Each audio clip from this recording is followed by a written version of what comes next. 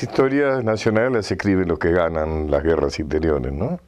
La historia argentina la escribió la oligarquía portuaria, digamos, el porteñismo, los unitarios, que después se rebautizan liberales, pero liberales autoritarios, ¿no? Que luego, no solo de Caseros, sino también después de Pavón y Cepeda, donde se enfrentan la Confederación Provincial de Urquiza con de los ejércitos porteños de Mitre. Inclusive también la Guerra de la Triple Lanza, también de alguna manera es un resabio de las guerras interiores. Y bueno, y se sientan y escriben la historia que es funcional a sus intereses, ¿no? Y es una historia quizás inevitablemente distorsionada, muy parcial.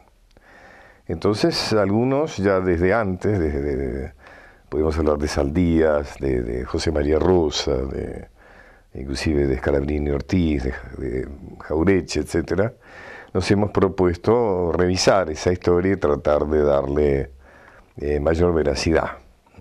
Es la historia que estudian los chicos en la escuela. Es la historia que estudió usted, que estudié yo, que se sigue estudiando. Se han logrado ya, porque la gente se ha inclinado muy vigorosamente en los libros, en los programas de televisión, etcétera, hacia esta visión revisada de la historia. Pero, digamos, son los que se siguen, lo que llamaríamos la historia consagrada, la historia oficial. La historia que siempre se consideró la única, la natural, la que de alguna manera reflejaba los hechos del pasado, ¿no? Con lo cual se logró que los chicos votaran insólitamente que la historia que se enseña en los colegios es una historia aburrida. Y tiene razón, es una historia aburrida, pues es una historia incompleta, además en términos de esconder ciertas cosas y de resaltar demasiado otras. Es una historia que respira falsedad.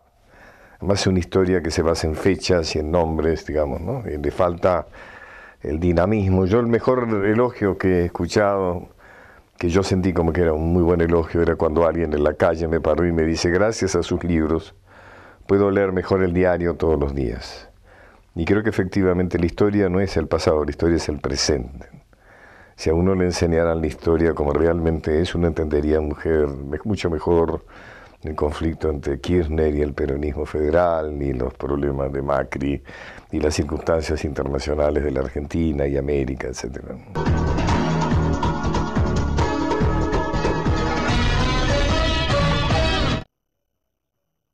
Yo no estoy tan convencido que se repiten, sino que los temas no resueltos en la historia siguen. O sea, no es tanto que desaparecen, sino que no se resuelven y continúan. Por ejemplo, yo hoy voy a hablar aquí, en el Centro Cultural, voy a hablar de la historia del gran conflicto argentino entre centralismo y federalismo.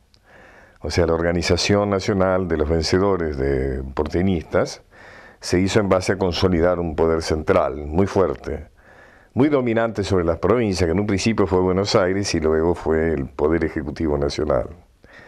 Es decir, que de alguna manera es un país organizado de una forma muy unitaria, a pesar de que la Constitución dice que es un país federal. Y eso es un tema que permanentemente hace ruido porque no se resuelve. Y, por ejemplo, reapareció con mucha fuerza con el tema del conflicto del campo, que como se dijo. Y en otras, por ejemplo, cuando se polemiza sobre la distribución de los ingresos nacionales, que usted sabe va al 70% para el Poder Central y solo el 30% para las provincias, o el impuesto del cheque, que el 10% va para las provincias y el resto va para, etc. El famoso tema de las retenciones, etc. O sea que las provincias y los municipios no están en condiciones de poder gestionar si no es con la autorización o el apoyo y a veces la extorsión del Poder Central. Hoy lo he escuchado muy atentamente hablar de Rivera Indarte, de Florencio Varela, y sinceramente yo, que no conocía esa parte de la historia, me sorprendí cuando vi que una de las calles principales de Córdoba se llama Rivera Indarte y que hay una ciudad que se llama Florencio Varela y hay calles, sí.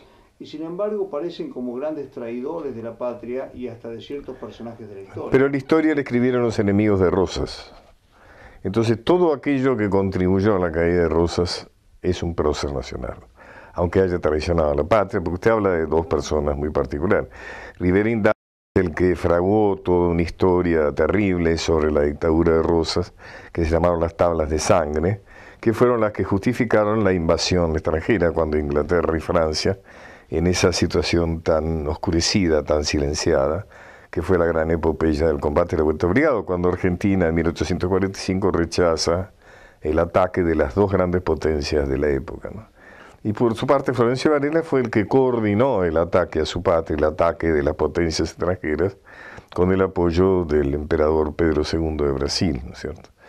Pero todo aquel que estuvo en contra de Rosas queda impune de todo delito, de toda violencia y pasa a ser un prócer. Y en cambio aquellos que de alguna manera estuvieron del lado perdedor han sufrido el ninguneo y la injuria de la historia oficial.